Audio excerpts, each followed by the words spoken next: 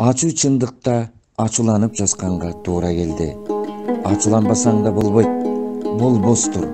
Тагдырдын татымы, турмуштун муштуму ушундай. Адамдардын курамы адамзаттан турат. Мына ошол куралып отуруп, кураманы ойлоп, бир бүтүм ойду чыгарганга умтуласың. Бүгүн түшкү тамакты ичерде оюма жаман ой келди. Андан чыга албай тамактанууну да токтоттук. Эч кимге жаман ой келбесин. Бирок ой басты. Ар бир адамдын жыйынтыгында трагедия бар. Келип ошол кайгы менен жыйынтыкталат. Ал өлүм. Мындан бир дагы жан качып кутула албайт. Качып каяка барасың? Көздү ачканда, жарык киргенде, басып жүргөндө ар кимибиз ар башкабыз. Көз жумганда, уктап жатканда, тынчып калганда бирдейбиз.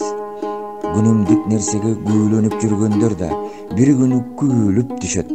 Анткени акыр аягы акыреттигиң ошондой аяктайт.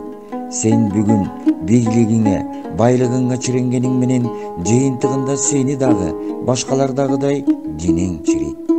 Сен башкалардан өзгөчө эмессиң. Акчанын агымында болсоң да, аягында алакандай жер күтүп турат. Бийлик башында башчылык кылсаң да, кыяматыңда башыңды ийдирип кабыр кабыл алат. Топтошуп жүрсөң да, тобубуз менен топуракпыз. Ушуну биз ойлонуп коюшубуз керек. Аягын ажал аяктайт. Бардыгыбыз бирдейбиз. Ханың, байың, жөнөкөйүң, кедейиң, бирөөнү кемситпе. Кирчи жериң бар. Жардам бергенди унутпа. Мүмкүн ошол топурагыңды бөксө кылбай толуктаар. Кыйынсынба, сен кыйын эмессиң. Жыйынтыгында сен дагы көр болуп, көрдө жабышып жатасың.